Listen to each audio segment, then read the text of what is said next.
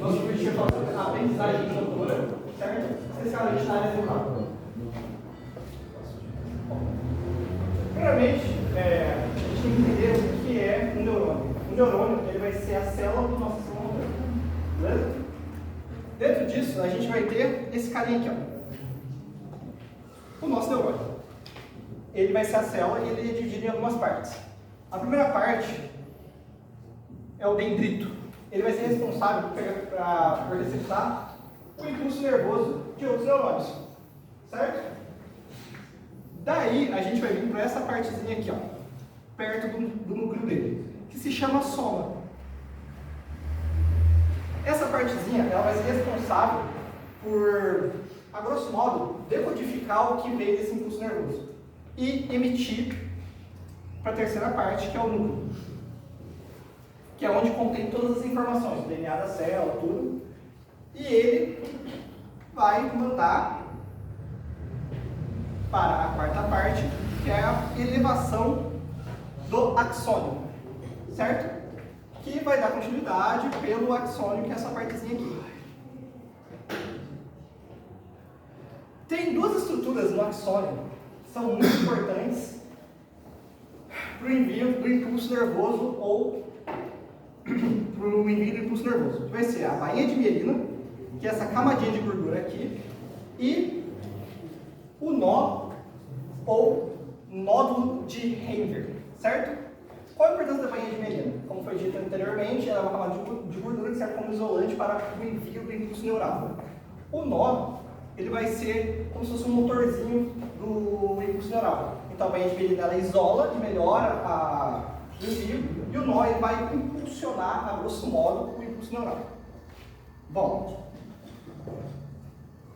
dito isso, a gente vai ter a parte final, que é a terminação do axônio, que vai ser a parte responsável por enviar o impulso neural para outros neurônios. Mas como que ela vai fazer isso? Através de uma coisa chamada terminação sináptica, que vai ter duas formas de ocorrer. Uma não tão comum, que é a elétrica, e a mais comum, que é a química. Certo? Agora eu vou passar a palavra para o Matheus, que vai dar continuidade.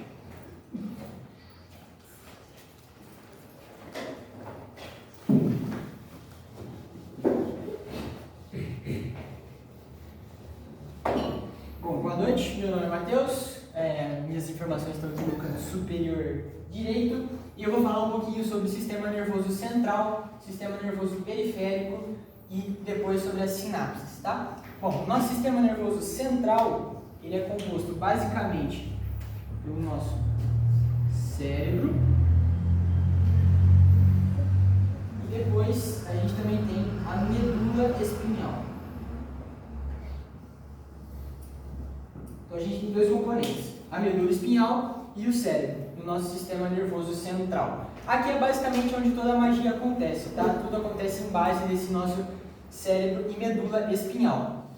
Ele tem também a função de receber estímulos que vão gerar as informações, ele vai captar essas informações, vai decodificar e mandar uma resposta adequada, beleza? Depois a gente também tem o sistema nervoso periférico, o próprio nome já é meio subjetivo, então ele está na periferia, ele vai captar informações do ambiente, vai mandar para o sistema nervoso central. Então ele capta informações do ambiente, por exemplo, a gente pode pegar uma bacia com água quente, a gente coloca a mão lá, a gente vai ter a sensação térmica, é ele que vai pegar essa informação do ambiente, vai levar para a medula e vai subir para o cérebro. Um exemplo também que a gente pode pegar com o Batista aqui, eu dou um toquezinho no Batista, o que você sentiu? Um leve toque. Um leve toque? Um toque normal. Um apertão. Um apertão. Então ele consegue decodificar essas respostas aí de diferentes maneiras. Agora pode pular, Batista, por favor. A gente vai ter as vias aferentes e as vias eferentes. Bem aqui na frente, tá ruim. Perdão. Mas basicamente, as vias aferentes e eferentes vão ser aonde a informação vai levar e a informação que vai trazer a resposta. Então, as vias aferentes, elas vão levar as informações até o nosso sistema nervoso central. Então, a gente pega o estímulo, essa via ela vai levar para a medula, da medula ela sobe até o nosso cérebro. Essas são as vias aferentes. E as nossas vias eferentes vão ser as que vão trazer a resposta. Então, aqui no cérebro a gente vai acontecer as sinapses, que eu vou falar logo mais. E aí aqui, depois de acontecer essas sinapses, ela vai ter a resposta, ela vai trazer a resposta. Então, as vias aferentes levam a informação, levam o estímulo, no caso, perdão, e depois as vias eferentes, elas trazem a resposta que a gente pré-estabeleceu. Pode pular, Batista. E aí a gente tem as sinapses. As sinapses são basicamente a comunicação de um neurônio com o outro, tá? Pula o primeiro slide, Batista, para mim, por favor. Bom, então aqui a gente tem um neurônio. Eu vou desenhar um outro neurônio aqui bem superficial, que desenho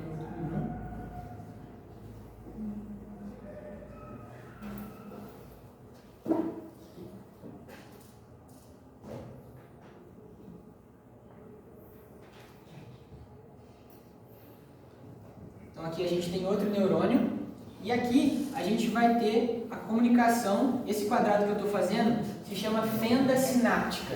Essa fenda sináptica é aonde vai acontecer a troca de informações entre esses neurônios, tá?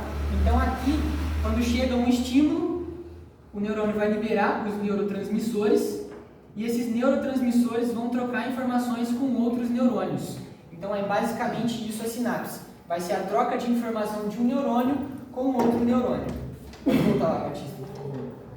E aí a gente tem tipos de sinapses. A gente tem a sinapse química e a sinapse elétrica. Qual que é a diferença das duas? A sinapse química, ela é presente em nós seres humanos. Ela é basicamente, para ter uma sinapse química, a gente precisa ter neurotransmissores. Então, sempre que tem neurotransmissores, ela vai ser uma sinapse química.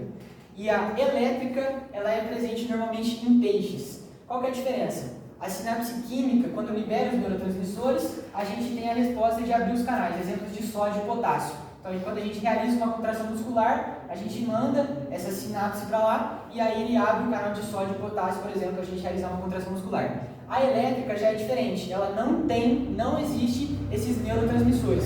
Então, são basicamente canais diretos e conectados. Então, ela não tem esses neurotransmissores. E agora eu vou passar a palavra para o Batista.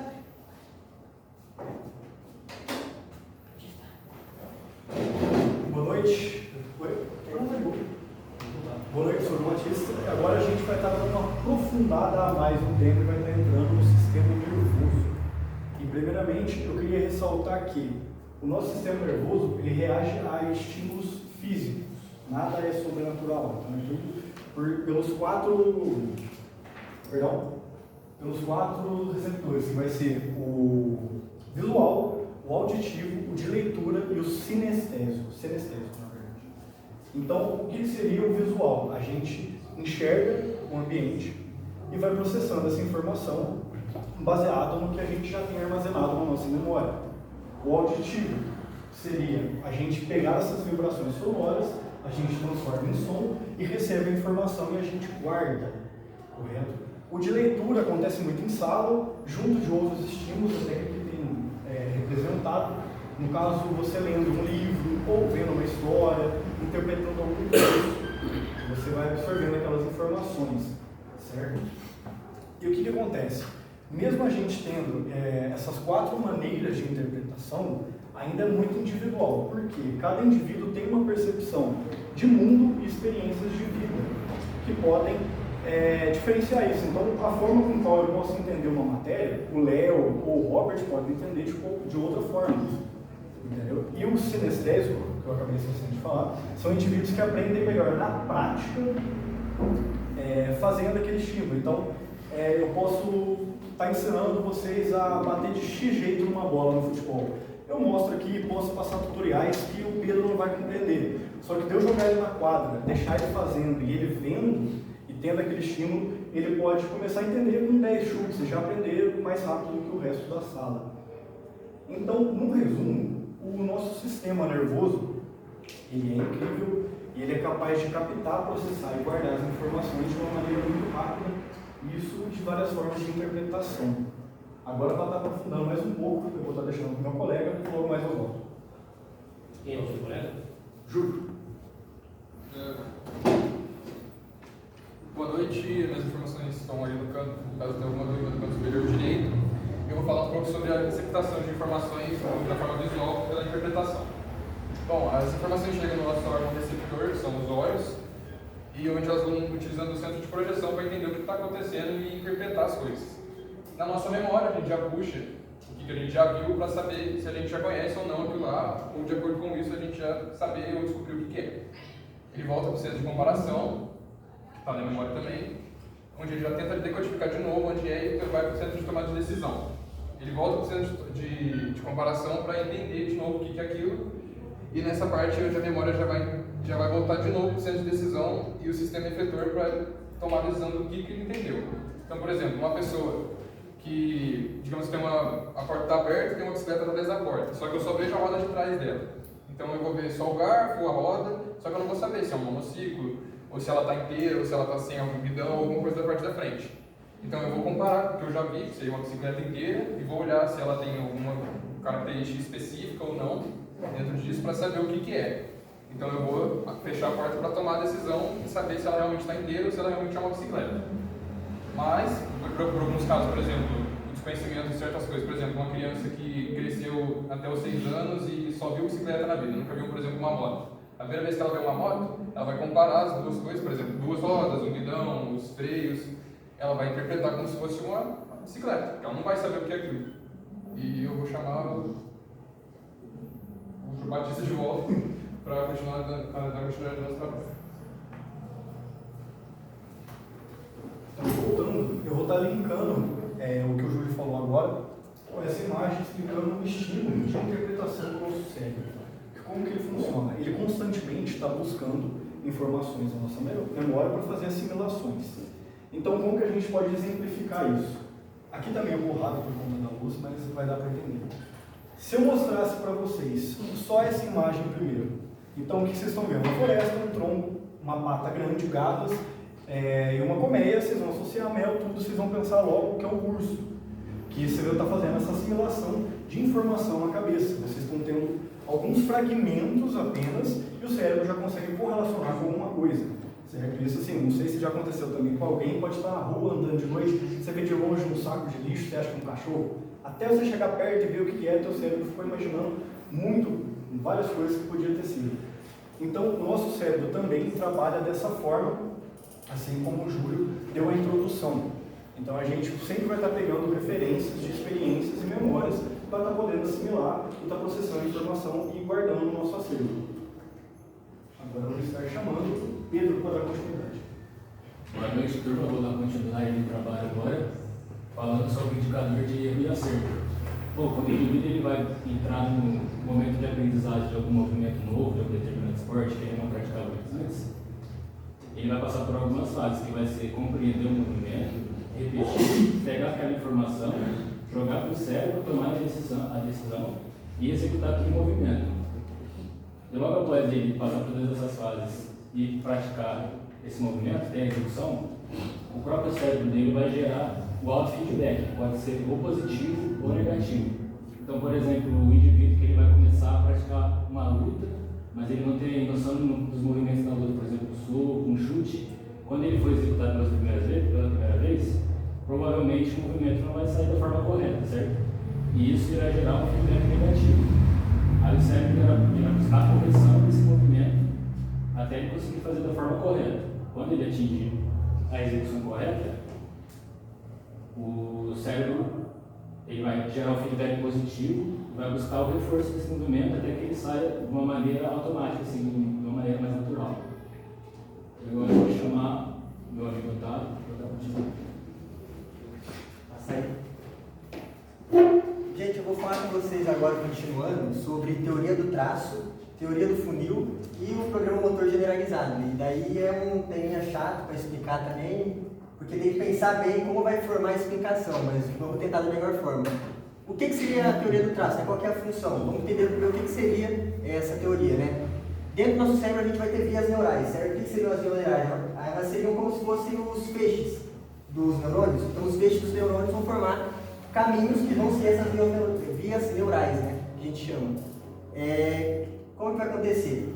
Vamos colocar assim, tudo que você faz repetidamente pode se tornar um traço. Então, se você fizer o mesmo movimento todos os dias, você pode acabar fazendo esse movimento se tornar o que? Automático. Então, o traço, né, na via neural, ele é um caminho fixo, praticamente, que vai encurtar o caminho, porque você vai ter que pensar em fazer o caminho pela via neural, e junto com isso também, ele vai deixar o movimento automático. Então, por exemplo, um cara que joga basquete, ele não pensa nos detalhes de fazer um arremesso, ele só pensa, vou arremessar, e ele faz naturalmente, porque a via neural dele para fazer o movimento já está feita, né? Quando a gente não tem uma ação motora, que é muito difícil, mas quando você vai aprender uma ação motora do zero, o cérebro ele vai ter que criar uma nova via neural, mas só quando você vai aprender do zero, que é muito difícil ter uma ação motora que você tem que aprender do zero, é extremamente difícil. Então, o que acontece? A gente tem um programa motor generalizado, né? Que a grosso modo, se a gente fosse explicar de uma maneira mais grosseira, né? Para não entrar muito em detalhes, seria como se fosse uma construção de um armazenamento de ações motoras. Então, por exemplo, vocês vão aprender a jogar beisebol. Vocês nunca jogaram beisebol na vida. Vocês vão fazer o lançamento da bola. Tem toda a técnica do beisebol, tem tudo mais. E vocês vão querer aprender isso. Agora vocês decidiram que querem aprender a jogar beisebol. Mesmo que vocês nunca tenham feito a técnica do arremesso, né, do lançamento da bola de vôlei. Como é que é a bola de beisebol chama? Bola de beisebol. Eu não sei se tem nome específico. Vamos colocar assim então, bola de beisebol. Então, o cara que joga bola de beisebol, ele nunca fez movimento na vida. Mas ele quer dizer que ele não sabe fazer o lançamento? Não, ele sabe fazer o lançamento. Só que ele não está acostumado com a técnica do movimento, nem mesmo lançar a bola de beisebol. Mas ele já tem um programa motor generalizado pré-posto para ele fazer lançamentos. Ele pode ter lançado pedra na infância, ter lançado disco, lançado dardo. Não importa, a questão é, uma ação motora de lançamento, ele já tem codificada no cérebro dele por via neural. Então ele já sabe como é fazer o lançamento. Então, por exemplo, a gente tem aqui o erro. Ele fez um lançamento com a bola de vôlei. Veio para cá, passou para cá, pum. Ele percebeu que o movimento não está bom, né? Ele não fez a técnica correta, ele fez alguns movimentos desnecessários. Daí a gente vai entrar onde o Pedro acabou de indicar com a gente, que é o indicador de erro e acerto, né? Porque se meu cérebro entendeu que eu fiz movimentos desnecessários e entendeu também que a técnica está ruim, ele vai ter que corrigir. Então ele vai tentar fazer novos caminhos neurais. Quando meu cérebro vê que eu fiz um movimento bom, o movimento está ok, está legal, ele vai fazer o quê? Ele vai reforçar essa via neural que deu certo. Então quando ele reforça a via neural que deu certo, reforçar vai ser o quê? Tentar tirar ainda mais alguns movimentos desnecessários, mas a base está feita. Então a via neural para esse movimento está pronta. E sempre que você fizer com frequência esse movimento, ou seja, se o cara se tornar um praticante de beisebol constante e fazer lançamentos constantemente, o cérebro dele já entende qual via neural ele tem que seguir. Então ele logo vai fazer essa via neural aqui se tornar um traço, né? Então esse daí vai ser a formação, a criação de um traço de via neural para aquele movimento específico. Ou seja, ele pensou, vou fazer um lançamento. Agora ele já sabe, o cérebro dele já sabe qual via neural ele vai ter que seguir. Então se torna bem mais rápido, porque ele não tem que pensar em qual caminho fazer, ele só faz o caminho da via neural. E também se torna autônomo justamente por isso, porque ele já sabe qual fazer. Então se torna bem melhor. Inclusive, uma coisa interessante quando você tem uma teoria do traço já feita, se você tentar perceber isso, não vai funcionar. Porque se você está percebendo, você vai tentar mudar alguma coisa. Mas, por exemplo, dirigir um carro. Todo mundo aqui tem uma maneira para começar. Primeiro eu ligo a seta, depois eu solto a embreagem, boto a primeira, depois eu tiro o freio de mão. Essa é a sua ordem. Às vezes você faz essa sequência todas as vezes. E você não percebe que você faz essa sequência em ordem. Mas é porque a teoria já está feita. O seu traço neural é seguir essa forma. Porque foi como você aprendeu e como deu certo. Então, algumas vezes você tem uma mania de fazer o movimento todo em ordem, só que você nem percebe isso, porque é uma coisa automática sua. Né? Você está dirigindo, você já tocou de marcha e não percebeu. Por quê? Porque já está pronto. Você já tem a via neural para isso. Você pensa, tem que trocar de marcha, porque ele já mudou. Né? Então é bem mais simples. Pode passar, por favor? E agora, entrando na teoria do funil, como vai funcionar? Basicamente, de uma maneira mais fácil de explicar. Sempre que você está aqui, vamos supor assim, você está num jogo. Você está num jogo de futebol. Você tentou ir para um lado e você já tem na cabeça qual informação você vai fazer. Então você já colocou na sua cabeça, vou fintar e vou ir para o outro lado. O seu adversário não vai ter essa mesma informação que você. Então na hora que ele tiver ver você ir para um lado, ele vai o quê? Ver, ele vai ter o estímulo, ele vai executar uma resposta.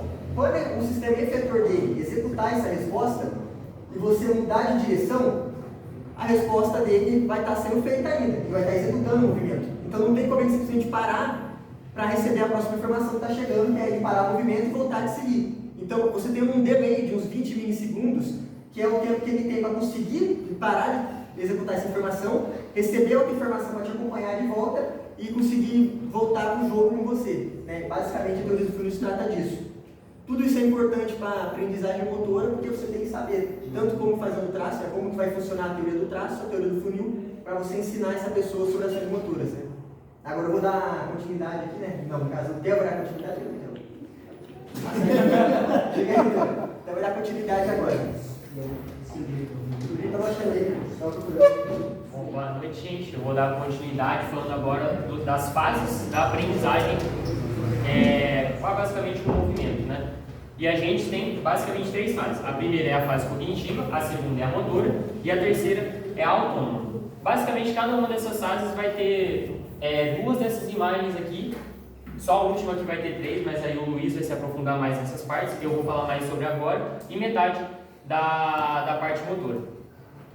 Tendo tudo isso que eles já falaram sobre teoria de traço, a teoria do funil, etc., a gente pensa aqui na primeira parte, por assim dizer, da fase cognitiva, que seria o FLUD. Que nem o FLUD, se traduzir no livro, é enchente. Então é uma coisa que é sobrecarregada, que é muita informação. Mais informação do que a pessoa é capaz de suportar para fazer aquele movimento, basicamente. Então sempre acontece de errar alguma coisa por excluir alguma coisa que não deveria excluir, por exemplo. E aí nessa parte, que é a pior parte para você começar a aprender o movimento, a gente precisa muito de motivação, né? De quem está ensinando, das pessoas que estão em volta aprendendo com você e etc. E a gente usa bastante, que nem o Batista falou, parte visual, verbal e aqui a parte do tato. Só que aqui no tato seria tocar na pessoa para ajudar a fazer. Por exemplo, num arremesso de basquete, você vai estar lá na pessoa, você fala para ela, monta a base de tal maneira, e aí você vem, dela, por exemplo, e arruma o braço dela aqui, coloca nos 90 graus certinho, posiciona, fala em qual posição o olho dela tem que ficar em relação à bola, e assim em diante. Aí, visual, a pessoa vendo o movimento, né? E verbal, ela recebendo instruções. Como o Batista mesmo já falou, cada pessoa aprende de uma maneira. Aqui também poderia ter a sinestésica, né, que o Batista falou, seria você realizando, né, o movimento de fato, e aí por meio de indicador de erro e acerto, basicamente o que o Pedrão falou, você vai ajustando tudo. Mas o FLUD é isso aqui, ó. Você imagina que isso aqui é a sua cabeça, né, a sua parte ali para você pensar no que você vai fazer. Tá cheio aqui, estaria na verdade até vazando praticamente informação fora dessa bola aqui. Seria basicamente isso. Aí você não consegue lidar totalmente com isso. Então você repara em cada detalhe, cada mínimo detalhe que você tem que fazer e às vezes acaba esquecendo uma coisa ou outra. Aí eu vou pegar de exemplo aqui o Batista, né, que vai...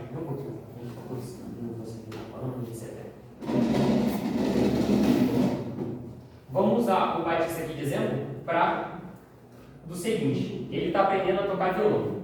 Violão, particularmente, acho uma coisa bem complicada, porque você tem que se atentar sempre onde o seu dedo vai ficar, se está certinho na nota, se você está botando força suficiente para realizar a sonoridade certa e afins. O Batista está na parte do FLUD aqui. Então, ele vai ter que se atentar aonde o dedo dele está, para onde tem que ir para fazer uma nota, quais cordas ele vai ter que passar para fazer aquilo lá, se ele vai ter que excluir alguma corda, se ele está botando força direito, tudo isso ele tem que se atentar a tudo. Então a chance dele fazer isso rápido e acertar é muito mínima. Até se ele fizer devagar, ele vai errar uma coisa ou outra, sempre, isso é normal. E aí seria basicamente isso. Moçada, vocês têm 3 minutos. Então, vamos adiantar. Aí aqui a capacidade intencional é um pouquinho melhor que o FLUD, mas também ainda é bem difícil para a pessoa. Ela ainda se atenta muito. A pessoa ainda se atenta muito a todos os movimentos ainda, só que aqui por exemplo, não vamos pensar que tirou informação, mas que você conseguiu ampliar a sua capacidade de entender essas informações e realizar elas. Então aqui você já está entendendo melhor o que você tem que fazer, ainda erra muito, mas você consegue se atentar a alguns outros detalhes, porque você tem mais espaço, né? E aí aqui ele já dá uma melhorada. Melhorou muito. Sincero, né? Sincero, mano. Aí agora eu vou para a minha parte da fase motora aqui, que seria a motora associativa, que seria o comecinho dela aqui. Não muda muito da outra, mas aqui só que aqui você já tem a questão do feedback de acerto e erro. Você já consegue notar o que você precisa arrumar para você não ficar errando tanto. Não todos exatamente, mas você sabe um detalhe ou outro que você tem que arrumar. Aí no caso do Batista, por exemplo, vamos supor que ele achou difícil de tocar uma música em certo tom, e aí ele usa aqui o capotraste que ele acha que vai ser mais fácil. Aí ele vai usar isso aqui como uma maneira de facilitar para ele. E aí ele já vai estar melhorzinho tocando. E aí agora o Luiz vai dar continuidade nessa metade aqui e na fase autônoma. Bom, vou dar continuidade do que eu estava falando aqui. Depois de muito tempo na fase motora, ele vai conseguir fazer a atividade que ele estava treinando quase que automaticamente. Então, desenrolando a música. Podendo conciliar até com outras, como cantar e usar o bandeirinho no pé também, para poder ter habilidade.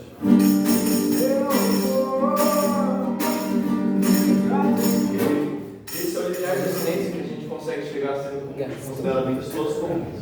A parte para chegar no expert é mais ou menos, como posso explicar, é uma etapa que só quem é atleta de alto rendimento consegue chegar. Então, eles são os movimentos mais refinados possíveis, são os atletas de alto rendimento que chegam a parte de expert. O estado de flow, definido por Mihaly, é um estado onde os atletas de alto rendimento têm muita dificuldade para chegar. Então, só em algumas ocasiões, como os grandes finais, decisões importantes ou decisões mínimas, que é um estado de praticamente imersão total naquilo que eles estão fazendo. Como, por exemplo, tem o LeBron na final de 2016 contra o Cleveland, que ele mesmo relata que ele estava no estado de que tudo que ele fazia parecia que era perfeito. Então ele só reagia a tudo de maneira perfeita e quase que inconsciente aos movimentos que ele estava fazendo. Bom, é isso aí. Tive que dar uma puxadinha aqui no final. Agora eu vou te chamar